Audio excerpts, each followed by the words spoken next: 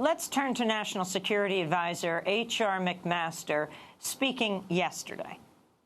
He shares information in a way that is wholly appropriate. And I should just make maybe the statement here that the president wasn't even aware, of where this information came from. He wasn't briefed on the source and method of the information either. So that's National Security Advisor H.R. McMaster, who had to come out yesterday after speaking the day before, saying that none of the New York Times report, the Washington Post report, was true. And yet you have President Trump himself contradicting this. I wanted to ask you about the release of this classified information, which you point out the president can do, and compare it to your own case, where you released unclassified information. John, would you give us just a thumbnail history of what happened to you after you spent, 14 years at the CIA as an analyst and a case officer? Sure. I blew the whistle on the CIA's torture program in December of 2007. The FBI investigated me for a full year and then determined that I had not committed a crime, and they closed the case against me. But when President Obama was inaugurated, the CIA asked him to secretly reopen the case against me, and I was investigated for another 3 years. I had no idea I was under investigation. Finally, I was charged with 5 felonies, including 3 counts of espionage. And those espionage charges resulted from the passage of an unclassified business card to a journalist from the New York Times and one from ABC News, and the fact that I had told a reporter that a former CIA colleague of mine who had never been undercover had worked in the Osama bin Laden unit, which I hadn't done in the first place. The New York Times came to me with that information. But that was good enough for 3 counts of espionage. And mind you, those names were never made public, the names of the people I was accused of outing. But still, I faced 45 years in prison and ended up doing 23 months. So compare what's happened with President Trump right now. Right. This is really a serious issue. The fact that he's president aside and that he's allowed to declassify information, there's a process that you go through to declassify that information. You can't just blurt it out to the Russian foreign minister and the Russian ambassador. What happens is the information goes back to the CIA, to the originating office. The CIA will pull the relevant information out of the report, put it on a new blank sheet of paper, and then type at the top, "Secret releasable to Russia." That way, nobody gets in trouble, no sources and methods are revealed, everybody's happy, and we can establish something of a liaison relationship to the Russians. That's not what the president did. Now, General McMaster said something very important yesterday. He said that the president was not aware of the source. Well, if that's true, then shame on General McMaster, because that's his job to make sure that the president is informed. Now, if he briefed the president on this information and didn't tell him the source or didn't convey to the president the clandestinity of this source, then maybe we should be talking today about General McMaster resigning. John Kiriakou, the New York Times has a remarkable paragraph.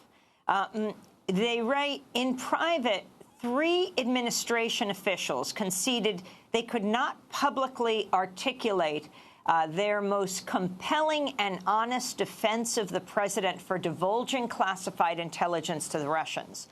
That Mr. Trump, a hasty and indifferent reader of his briefing materials, simply did not possess the interest or the knowledge of the granular details of intelligence gathering to leak specific sources and methods of intelligence gathering that would harm American allies. Can you respond to that? Again, a quote from the New York Times. Yeah, I've never heard a White House staff say that the president was too stupid or too ill-informed to have broken the law. And that's really what it comes down to. The truth is, he leaked highly classified information that he shouldn't have leaked. It's one thing to say, hey, I'm the president, nobody can punish me for that. It's another thing entirely to just deny that he did it. We know that he did it, and he really ought to own up to it. Where I'm disappointed is in the reaction of Republicans on Capitol Hill. I understand party loyalty. This is Washington, after all. But my God, you have to think about what's good for the country. And this is certainly bad for the country. Can you talk about Trump reportedly urging then FBI Director Comey to consider jailing reporters for publishing classified information? I say this in all candor. I think the president very simply has never read a copy of the Constitution. I think that's true. He's just never bothered to read the Constitution, and he just has no understanding and appreciation of the First Amendment's protections for freedom of speech. With that said, there was a very dangerous precedent that was set during the Obama administration when James Risen refused to testify in the trial of Jeffrey Sterling, another CIA whistleblower. And James Risen, the New York Times reporter. James Risen, the New York Times reporter and Pulitzer Prize winner. He refused to testify. The prosecution in the Eastern District of Virginia appealed to the Fourth Circuit Court of Appeals, and the Fourth Circuit held that Risen did have to testify. That case then went to the Supreme Court, and the Supreme Court said the same thing, that Risen had to testify. He didn't testify in the end, and Attorney General Holder didn't prosecute him for not testifying, but still the precedent was set. And so I think that the problem here is a bigger one than Jim Risen not testifying, or than Donald Trump saying that we should jail reporters. The bigger issue is this incremental whittling away of our constitutional rights, our most important constitutional rights, including freedom of speech. This is something that we really have to put our foot down on, and we have to fight it at every step of the way. Can you talk about what your colleagues at the CIA, another intelligence agency, are saying about what's happening right now, are saying about President Trump and the Trump administration? I have a friend in the CIA who called me recently from overseas, and he asked if I had been following the news. And I said, oh, of course I have. I've been following every detail. And he said, did the American people realize how bad this is? And I said, I think they do. I think Congress is pretending that it's not bad. But I think the American people realize that this president, so early in his term, is just simply out of control. He doesn't understand intelligence. He doesn't understand the purpose or use of intelligence. He doesn't like or trust the CIA. And the CIA, for a little while, wasn't sure how to respond to this. I think in the end, the CIA is going to slow roll this president. And what I mean is, they know they can wait him out. Most senior officers in the CIA have been in the organization for 20, 25, even 30 years. They've waited out other presidents, and I think that they believe they can wait out this one, that he won't be around for long. Can you predict what you think will happen? I mean, there is noise on Capitol Hill among Democrats and some talk among Republicans of the possibility of impeachment. Do you think that's possible, John? I think it's possible. I don't yet think that it's probable. I think what we need, in the absence of a special prosecutor law, which lapsed, I believe, in 1999 or 1997, we need a special counsel. We need a prosecutor who is able to really do an in-depth investigation and just see where the evidence leads us. I think that the evidence will lead us to several different crimes that have been committed by people around President Trump. And who knows? Perhaps there are crimes having been committed by President Trump. So I think we ought to really look at the Republicans on Capitol Hill and gauge their support for this president. They reluctantly went along with him when he finally came out of the Republican primaries. There's not a whole lot of loyalty there.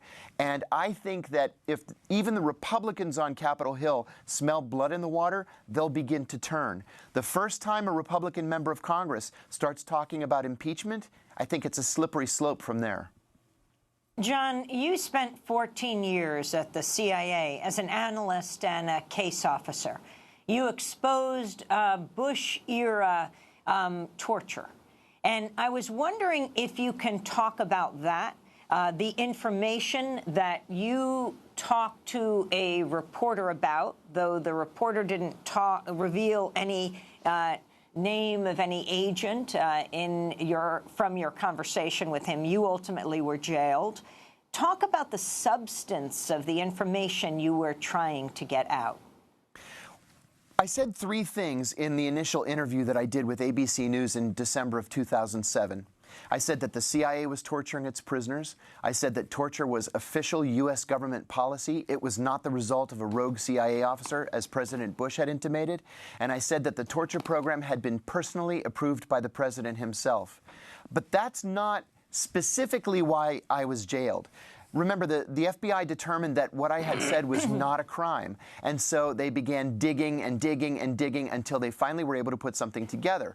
And what it was a reporter for ABC News had written to me asking for help in writing a book on the CIA's rendition program. I told him I didn't know anything about rendition and I didn't know anyone involved. He sent me a list of a dozen names. I didn't know anybody. He sent me a second list of a dozen names, and I told him, you obviously know this issue so much better than I do. I really can't help you. And he finally said, well, in your first book, what about a guy that you met in Pakistan on the tarmac of an airport? And I said, oh, you're talking about John Doe. I don't know whatever happened to him. He's probably retired and living in Virginia somewhere. That was a felony, because I had confirmed the name of John Doe. Now, that happens in Washington every single day. If you pick up a copy of the New York Times or the Washington Post, you're going to see classified information. And indeed, former CIA Director David Petraeus gave the names of 10 covert officers to his adulterous girlfriend and was not prosecuted. In my case, there was another CIA officer, a disgruntled former CIA officer, who provided this reporter with the names of 7 covert officers. He was not prosecuted because he didn't blow the whistle on the torture program. Well, John Kiriakou, thank you so much for joining us. I want to spend more time with you at another point to really go into your book. John Kiriakou spent 14 years at the CIA as an analyst and case officer, exposing the Bush-era torture program, becoming the only official jailed in connection with it. His memoir has just been published. It's called Doing Time Like a Spy: How the CIA Taught Me to Survive and Thrive in Prison. This is Democracy Now! We're broadcasting from San Diego. Stay with us.